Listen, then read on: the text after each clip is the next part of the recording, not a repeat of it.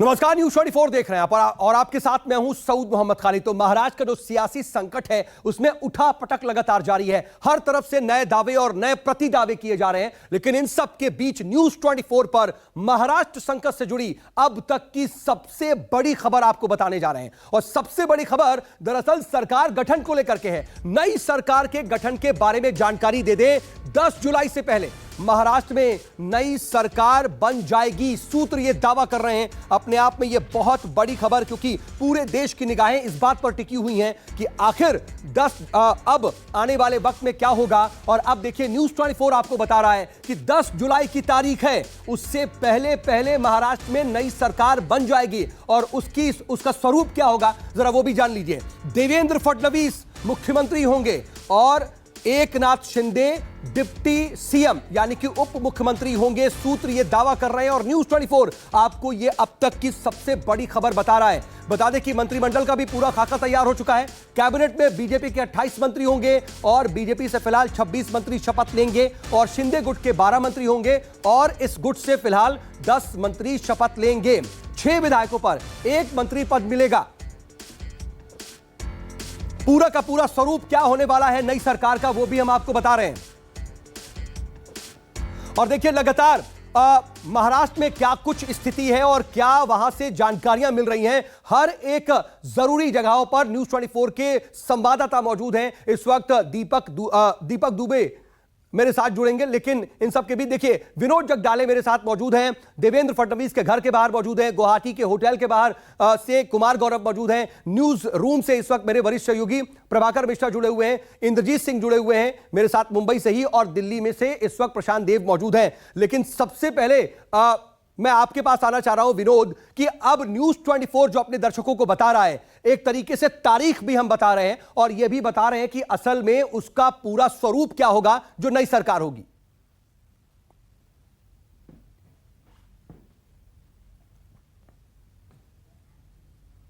है कि जो ये पुख्ता खबर है कि 10 जुलाई से पहले महाराष्ट्र में नई सरकार का गठन होने वाला है। देवेंद्र फडणवीस की अगुवाई में ये सरकार बनेगी। देवेंद्र फडणवीस मुख्यमंत्री वहां पर होंगे और उप मुख्यमंत्री के तौर पर एकनाथ शिंदे वहां पर शपथ लेने वाले हैं। तो अपने आप में ये बड़ी खबर है, यानी महाविकास आघाड़ी सरकार पर संकट के बादल और गहरे हो चुके हैं। आपको पता ही है, कुछ ही देर पहले देवेंद्र फडणवीस दिल्ली पहुंच चुके हैं। उनके साथ राम जेठमलानी वहां पर उनके साथ पहुंचे हैं। कुछ कागजी कार्रवाई या कुछ और विषय को लेकर उनका काम, वो वहां पर पहुंचे भी है। लेकिन सबसे बड़ा मुख्य बिंदु है वहां पहुंचने का कि वो अब फाइनल करने जा चुके हैं कि किस प्रकार से मंत्रिमंडल का गठन होगा, कितने मंत्री एकनाथ शिंदे गुट के होंगे और भारतीय जनता पार्टी से कौन कौन मंत्री होगा, और उसकी भी लिस्ट वहां पर वो शायद अपने हाईकमांड के नेताओं को वहां पर देंगे।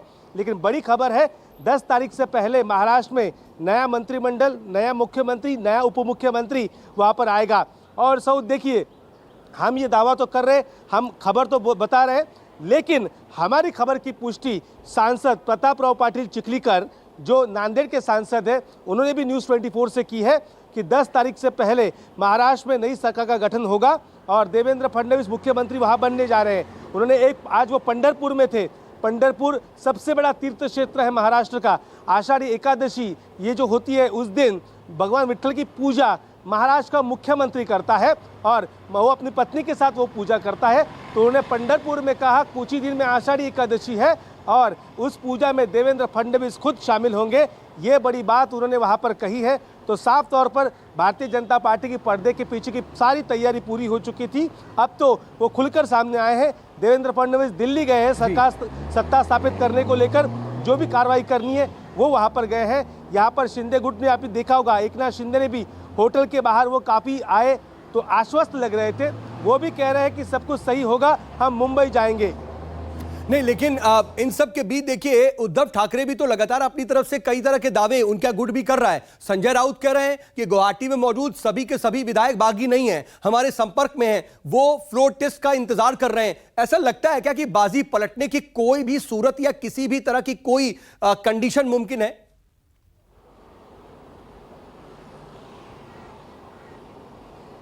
देखिए, आपने एकनाथ शिंदे कैंप का देखा होगा कि विधायक कैसे वहाँ निश्चिंत है। किसी का जन्मदिन मनाया जा रहा है, किसी का सत्कार समारोह वहाँ पर हो रहा है, रोज़ाना मिल रहे हैं। लेकिन एकनाथ शिंदे के साथ जो 39 विधायक गए हैं वो विधायक कहीं नहीं जाने वाले। खुद वहाँ पर उदय सामंत जो आखिरी विधायक वहाँ पर पहुँचे थे, उन्होंने भी कहा कि मेरे बारे में अफवाह फैलाई जा रही है कि मैं वहाँ के विधायक तोड़ने गया हूँ, मैं एकनाथ शिंदे के साथ हूँ, मैं असली शिवसेना के साथ हूँ। अब देखिए शिवसेना की मजबूरी है, बचे विधायक आपके पास कितना, आदित्य को पकड़कर 15 विधायक, अब इनमें से कोई विधायक बाहर ना निकले, सांसद है आपके पास और भी दूसरे पार्टी के पदाधिकारी है, जिला प्रमुख है, इन सभी को बचा कर रखने के लिए ये कहना पड़ रहा है, ये मजबूरी में कहना पड़ रहा है।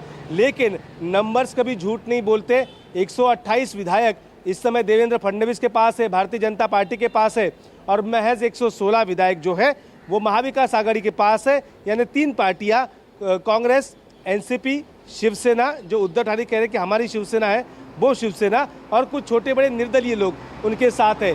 लेकिन 39 का बड़ा आंकड़ा एकनाथ शिंदे के साथ है और 7 निर्दलीय और 2 प्रहार पार्टी के, वो भी एकनाथ शिंदे के साथ है। तो जाहिर सी बात है अब बयान देने ज़रूरी है, कार्यकर्ताओं का मनोबल बढ़ाना ज़रूरी है। इसलिए वो कह रहे हैं कि सारे बागी नहीं है, इसलिए उन्हें सारे विधायकों के खिलाफ अपात्र करने का कार्रवाई नहीं की है। शिवसेना को लगता है कि वो लोग वापस आएंगे, लेकिन एक बात तो यह है, जाने वाले कभी लौट के नहीं आते, याद आती है तो बस उनकी याद। बिल्कुल, और यही स्थिति नजर आ रही है। और एकनाथ शिंदे गुट तो लगातार ये कह रहा है कि अब यहां से वापसी का रास्ता नहीं है। लेकिन इंद्रजीत, एक लड़ाई जो है वो सियासी और कानूनी तो लड़ी जा रही है, लेकिन सड़क पर भी लड़ाई देखने को मिल रही है। हम देख रहे हैं कि एक दूसरे के कार्यकर्ता भी जो है वो अपने अपने गुट के समर्थन में सड़कों पर हैं।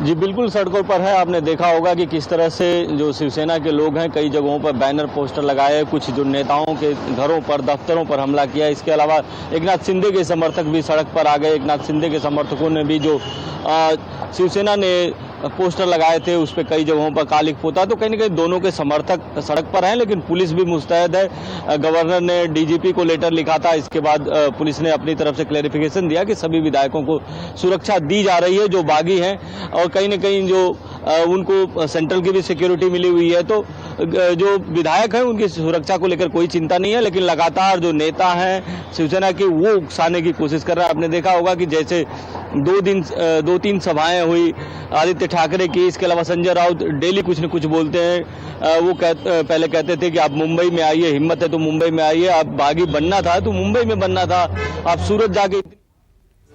इंद्रजीत, लेकिन मैं आपको रोक रहा हूं। नमस्कार, मैं हूं मानक गुप्ता। अगर आपको हमारा ये वीडियो पसंद आया हो तो इसे लाइक और शेयर जरूर करें, और हां, हमें सब्सक्राइब और फॉलो करना ना भूलें ताकि आप देश और दुनिया की कोई खबर मिस ना करें। तो जुड़े रहिए हमारे साथ और देखते रहिए न्यूज़ 24।